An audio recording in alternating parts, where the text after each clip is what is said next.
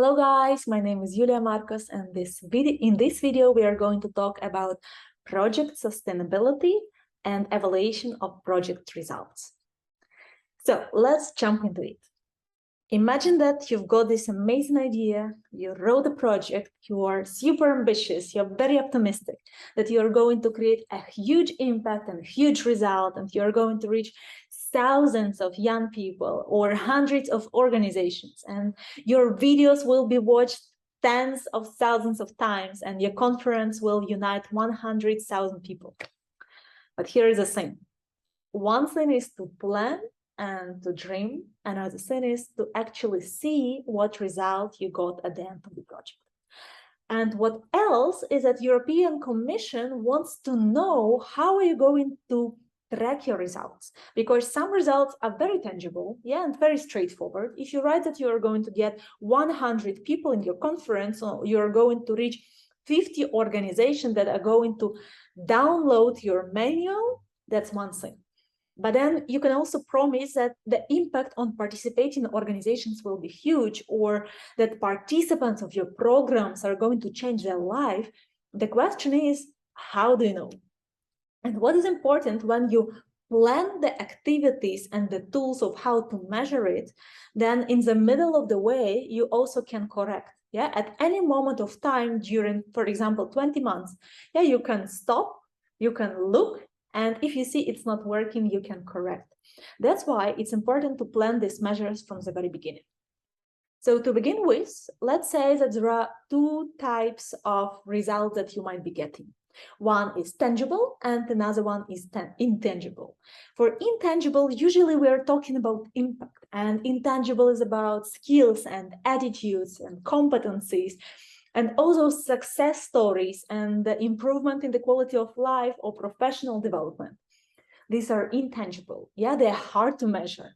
It's like the question is how much a better professional, for example, you became in this period of time. On the other hand, there is tangible. And tangible, as I say, numbers talk. Numbers talk for themselves.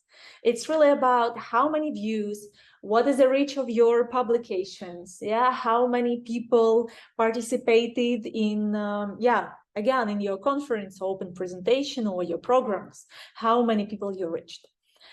So what kind of measures or tools we can use? When it comes to intangibles that are harder to measure, this is what we use. We use questionnaires, and when I'm talking about questionnaires, usually we measure competencies and how they increased. Imagine that we are working with youth workers and we want to cover coaching competencies, and then we organize a training course, and afterwards we mentor them so that their coaching competencies increase with time. So how it would look is that at the beginning of the program, we are going to give them questionnaires for self-evaluation, and they are going to evaluate themselves against different competencies. At the end of the program, we are going to give the same questionnaire and again ask them to measure or self-evaluate themselves against the same competencies so that we can compare and we can see the increase. Another way is a feedback, and feedback is what you get at the end of the program. There is a feedback form, and then you say, what are your takeaways? How are you going to use in future? How satisfied you are? How much it met your expectations? And then basically, you take it and you reflect with your team and you see how much it met your personal expectations of what you're going to create. Another way is success stories. And when I talk about success stories, imagine that this is about migrants and their integration, and then you introduce them into a certain program, for example, how to find a job in the country, and then you come back to them in 1 month and 3 months and in 6 months, and then you talk to them, you check, and you collect success stories. And then you can use these success stories in order to basically highlight the results of your project. I would say that these are 3 main ways to measure intangible results. Again, when it comes to tangible results, be very straightforward here. So you make this handbook. How much you think you're going to reach? How many people actually download it? And then if you need to track how many times they download it, create a bit.ly link, because every time a person clicks a bit.ly link, yeah, you have the track record. Or could be that you need to use Google Analytics, or could be something so straightforward as YouTube views, if we're talking about video content that is uploaded on YouTube. Or if we're talking about the newsletter, so how many contacts you got in the newsletter, or could be you created your contacts database during the project and you collected those 300 people that are interested in your product, and they ask you to send the outcomes of your product at the end. So what are exactly the tools? And here I can really not tell you this is 1, 2, 3, 4. I can give you different directions, but then of course it's up to you and the idea around your project. So are these views? Is it the number in the newsletter, the number of users of the platform, the number of social media posts? Yeah, what is information that you can get from feedback, because feedback can also be numerical. And you can say that out of 100 people, 95% evaluated this product as top-notch. But then, you know what? So you have these results, and could be they met your expectations, or could be not. And of course, this is a space to reflect.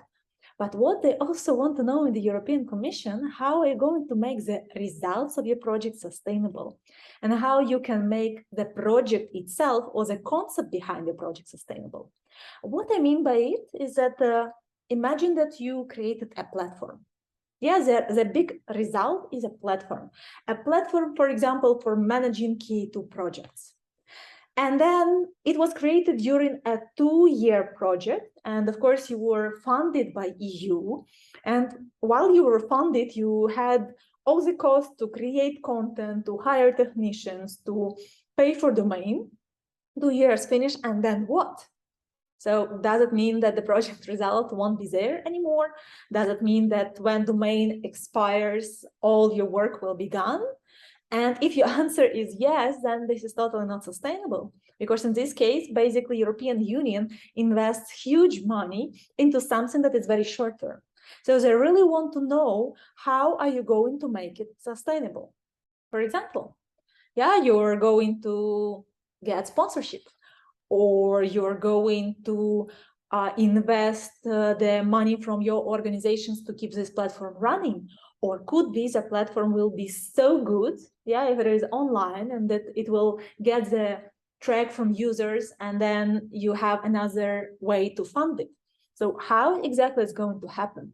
Or let me give you another example. You created a toolbox for youth workers, yeah, to use in the classroom, and these are gamified approaches to a certain topic, to a topic of climate change, let me say.